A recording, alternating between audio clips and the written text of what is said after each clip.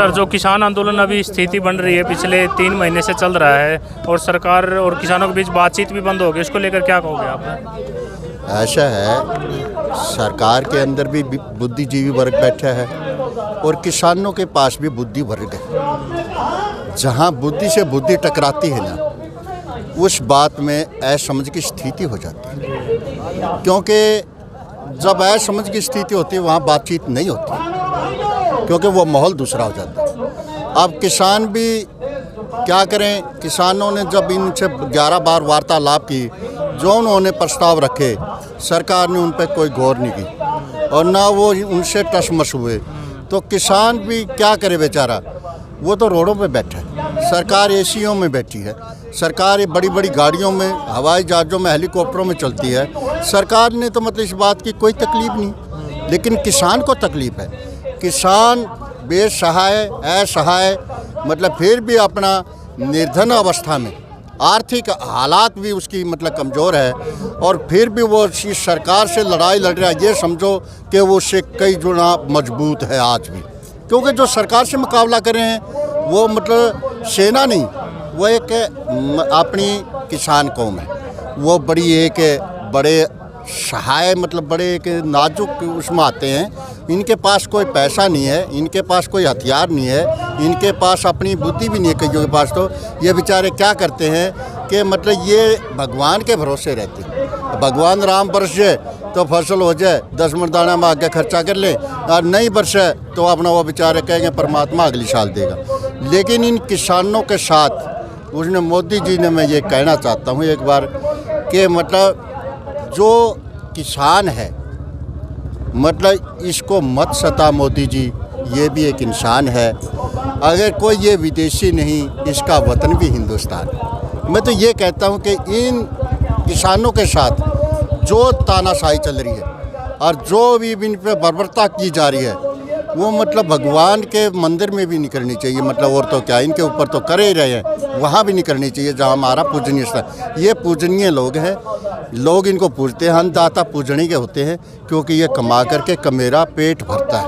फिर दूसरी बात एक आई बताते हैं कि जो आज ये बेचारे कभी पगड़ी का, कभी किसी चीज़ का, ये लोग कभी रेल रोको, ये एजिटेशनों में बदलाव क्यों कर रहे हैं?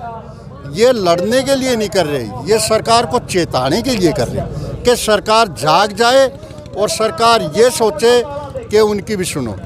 लेकिन हम ये कहते हैं गरीबों की सुनो, लेकिन वो गरीबों की सुनने वाले नहीं। अब जब कोई गरीब की सुनता है ना, मतलब उसी को पहचान, उसी को दर्द होता तभी सुनता है। वो मोदी जी को क्या, सरकार को अभी लगे किसानों के बारे में कोई दर्द नहीं। मुझे तो यहाँ तक अभी भी जो हालात है 3 महीने के, उसमें ये पता लगा है कि सरकार को इनकी कोई ही ज़रूरत नहीं अब लगी। जैसे लगातार वीडियो आ रही है, कई जगह से खबरें आ रही है, खड़ी फसल जोत रहे हैं किसान कई जगह, उसको लेकर क्या कहोगे आप? ये ठीक है ऐसे फसल खराब करना? ये ऐसा है, खड़ी फसल जलाना पाप है, क्योंकि अन्न को हम जलाते हैं। अन्न पैदा करने वाला अगर उसका एक दाना भी जल जाए ना, तो उसके शरीर का एक रूंग जल जाता है।